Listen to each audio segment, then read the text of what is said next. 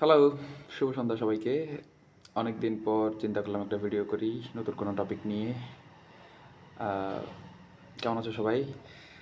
আচ্ছা, আজকে যে বিষয়টা নিয়ে আলোচনা করব সেটা অনেকটা আধ্যাত্মিক, অনেকটা দর্শনে ভর্তি বলতে পারেন, যেটা আমার সাথে যায় না বা আমি এসব বিষয় নিয়ে কখনো চিন্তা করি নাই।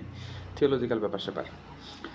তো একটা কথা আমরা প্রায় সময় সোশ্যাল মিডিয়াতে দেখি বা বাস্তবে অনেক কিছু পরীক্ষা করেও পেয়েছি যে ভ্রমণে মানুষের জ্ঞান বাড়ে। ভ্রমণে দর্শনানুভূতি অনেকটা মানে জ্ঞান দর্শন, জীবন দর্শন অনেক পরিবর্তিত হয়। ঠিক আমার ক্ষেত্রেও একই রকম হচ্ছে। আমি এই ব্যাপারে কথা বলার জন্য আসলে আজকে চিন্তা করলাম একটা ভিডিও করি। আমি এই কয়েক মাসে দক্ষিণ চট্টগ্রামের খুব প্রত্যন্ত প্রত্যন্ত অঞ্চলে গিয়েছি, যেসব এলাকায় আমি না আমার পুরো গোষ্ঠীর কেউ কখনো গেছে কিনা আমি জানি না। তো যাওয়ার পথে আমি খেয়াল করি সারাদিন, দেখি মানুষের ব্যবহার, এখানের জীবন ব্যবস্থা, এখানে হিউম্যান ডাইমেনশন কেমন, behavioural changes, geographical factors that impact on human behaviour, conflict mitigation type, conflict type, cause underlying cause behind this conflicts, a lot of things. তো এগুলো যখন দেখি তখন এখানে একটা জিনিস খেয়াল করলাম, সেটা হচ্ছে কি আর্থসামাজিক অবস্থা।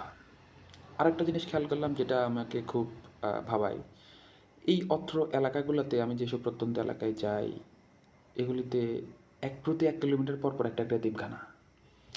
পরে চিন্তা করলাম যে এতগুলো এতিমখানা কেন এখানে, বা ব্যাপারটা কী।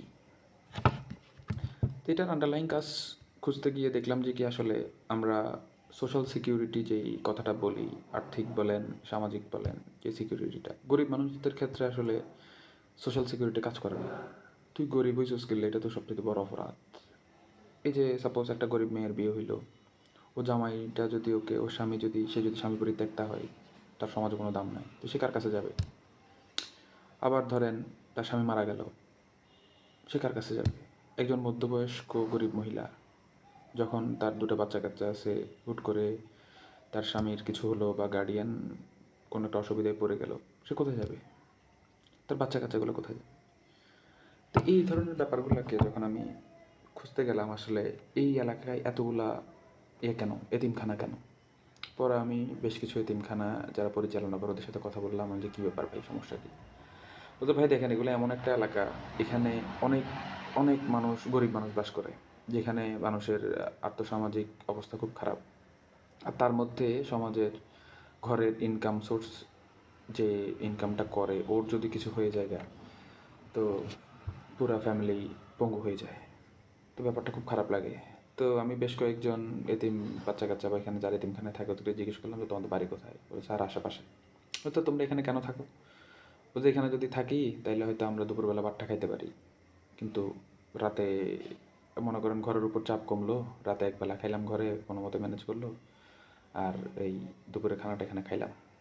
খুব খারাপ লাগে উঠছে, খুব খারাপ লাগছে।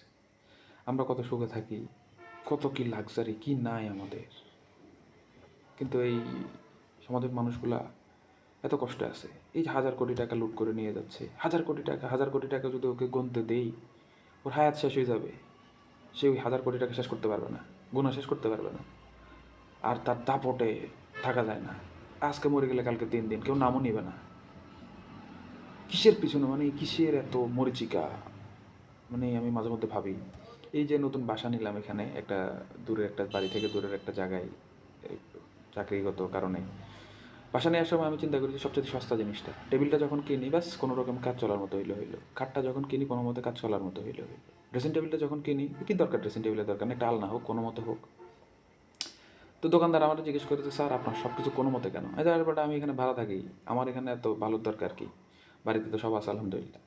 তাইলে আমরা যে এই দুনিয়াতে আছি, আমরা তো সবাই ভাড়াটিয়া, ভাড়াটিয়াতেও খারাপ।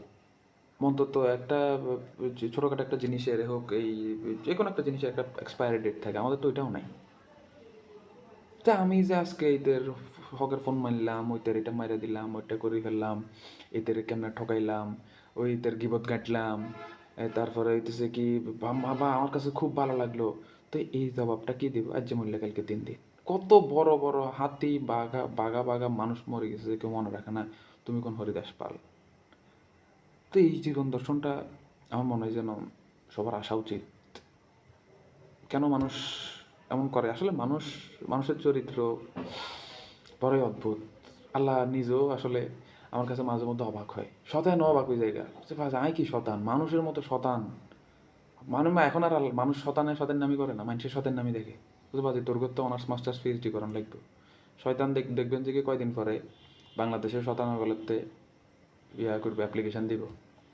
Prospective graduate students for PhD on শতানি।